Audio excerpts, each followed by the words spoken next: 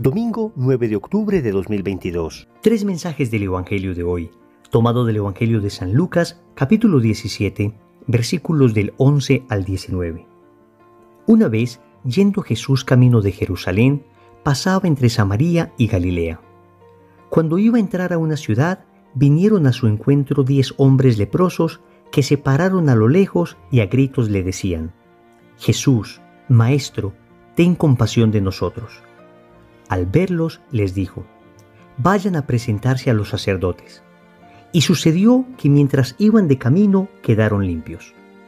Uno de ellos, viendo que estaba curado, se volvió alabando a Dios a grandes gritos y se postró a los pies de Jesús, rostro en tierra, dándole gracias. Este era un samaritano. Jesús tomó la palabra y dijo: ¿no han quedado limpios los 10? ¿Los otros 9 dónde están? ¿No ha habido quien volviera a dar gloria a Dios más que este extranjero? Y le dijo: levántate, vete, tu fe te ha salvado. Palabra del Señor. Gloria a ti, Señor Jesús. Queridos amigos, nos encontramos hoy nuevamente en medio del ministerio público de Jesús con su poder sanador y liberador. Un poder que sana no solamente el cuerpo, sino también el alma. Hoy nos encontramos con 10 leprosos. Recordemos que la lepra en Israel traía una triple exclusión a las personas que la padecían. Una exclusión, en primer lugar, legal. No eran tomados en cuenta para nada por las autoridades.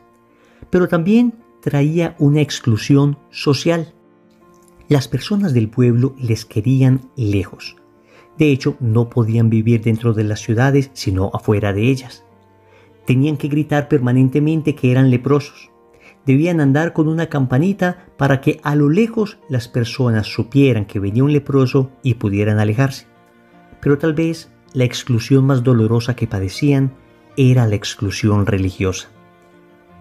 En aquel entonces se tenía la conciencia de que la enfermedad tenía como raíz directa el pecado. Es decir, un leproso lo era porque era pecador. De manera que la situación del leproso era bastante compleja y por eso hoy Jesús, sanando 10 leprosos, está no solamente curando un cuerpo, sino restituyendo estas almas. Vamos con 3 mensajes. Primero, Jesús te sana.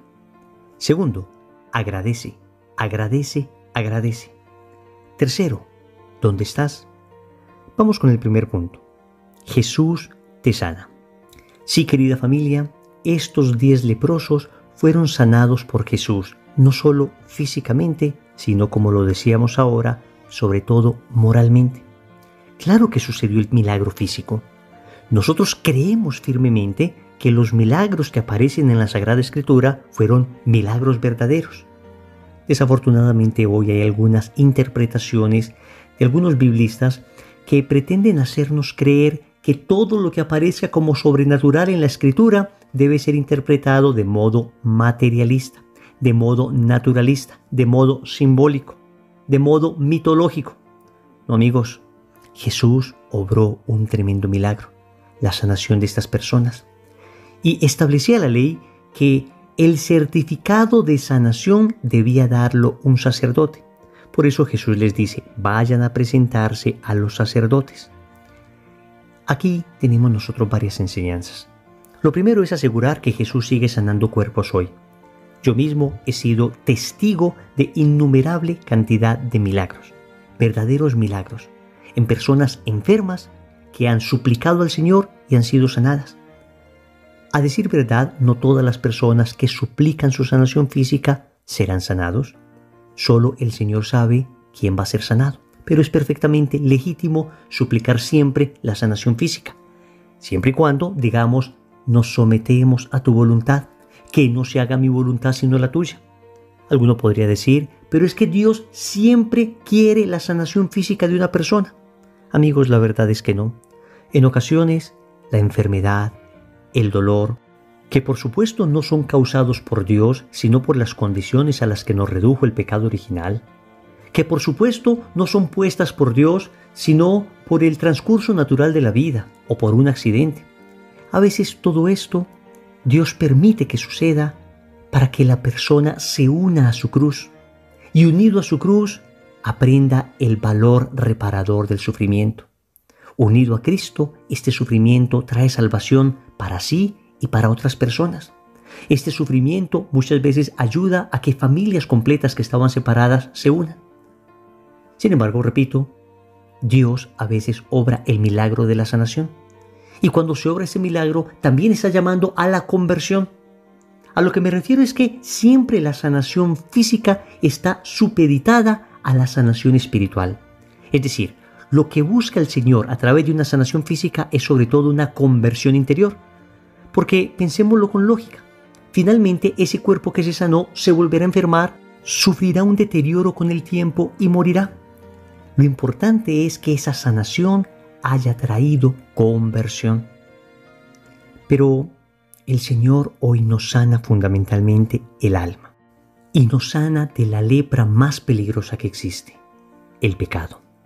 Porque si la lepra del cuerpo nos puede marginar de las personas, la lepra del pecado nos margina, nos aleja de Dios.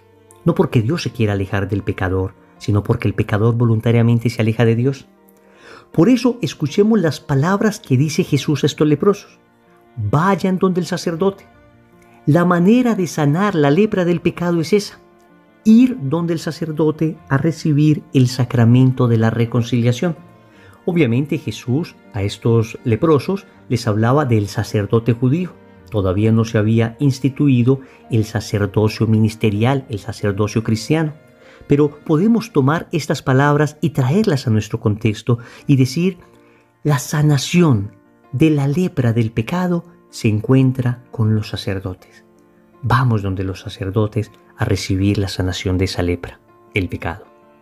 Segundo, agradece, agradece, agradece. Nos cuenta el Evangelio que un samaritano, un extranjero, regresó donde Jesús alabando a Dios a grandes gritos y se postró a sus pies, rostro en tierra, dándole gracias.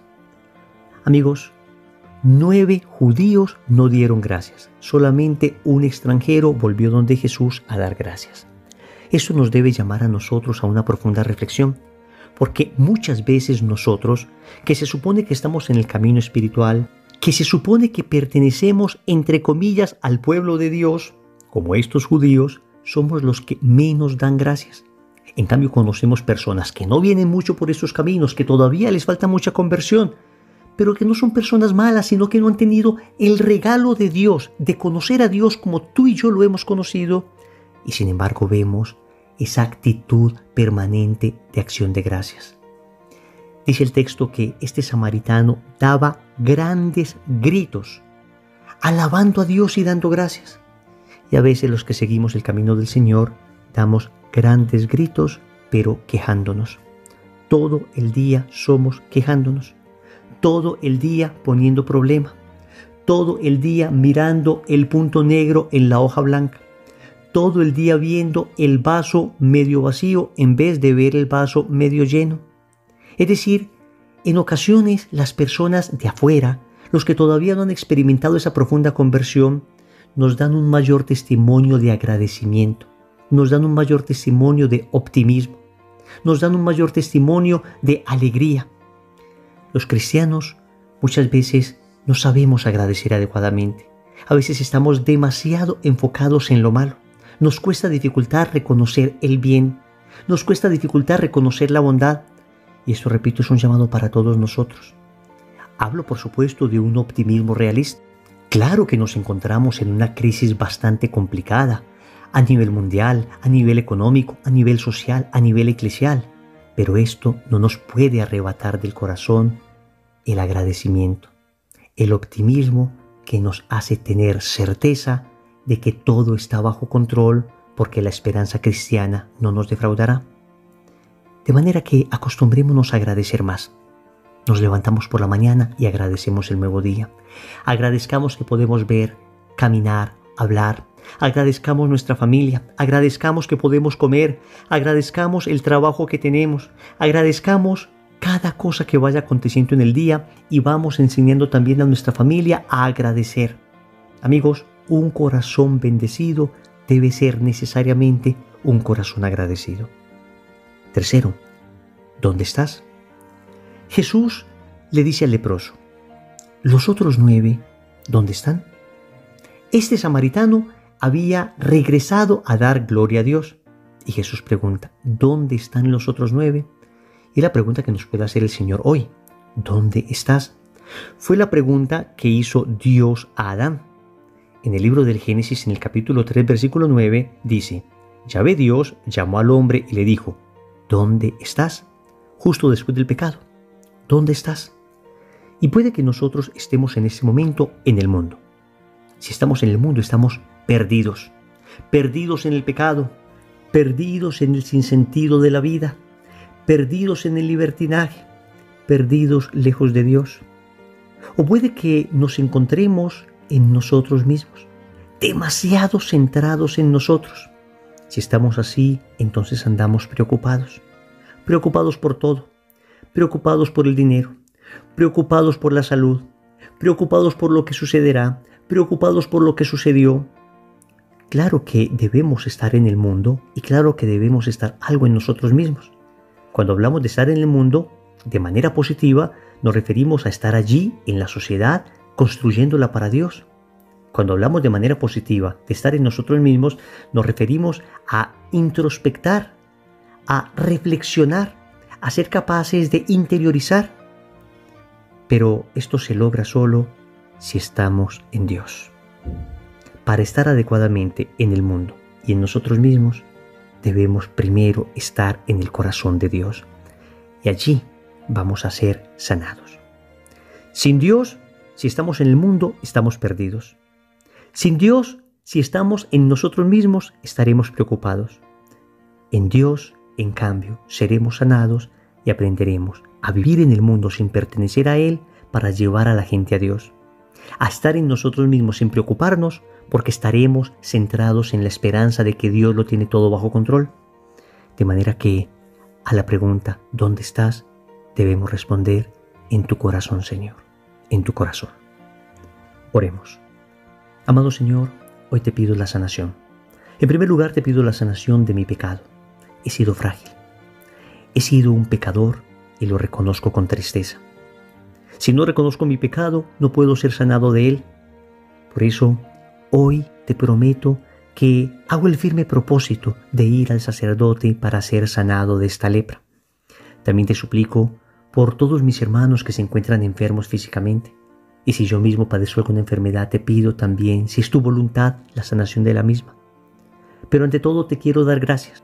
Gracias por tu bondad, gracias por tu generosidad, gracias porque tengo mucho más de lo que merezco. Gracias, Señor, porque me has dado tantas bendiciones que no he sabido valorar. Hoy, Señor, te las agradezco. Hoy te agradezco el hecho de haberme encontrado contigo. Hoy te agradezco el hecho de que hayas cambiado mi vida. Finalmente, Señor, ante esa pregunta que me haces, ¿dónde estás? Quisiera decir que estoy en tu corazón, quisiera decir que estoy en ti, pero desafortunadamente hasta hoy he estado demasiado en el mundo y demasiado en mí mismo. Por eso, a partir de hoy, quiero suplicarte me concedas la gracia de permanecer siempre en tu corazón. Señor, dame lo que me pides y pídeme lo que quieras. Amén. Recordemos entonces. Primero, Jesús te sana. Segundo, agradece, agradece, agradece. Tercero, ¿dónde estás? Compromiso. Vamos a ir donde el sacerdote para confesarnos y ser sanados de la lepra del pecado. En el nombre del Padre, y del Hijo, y del Espíritu Santo. Amén.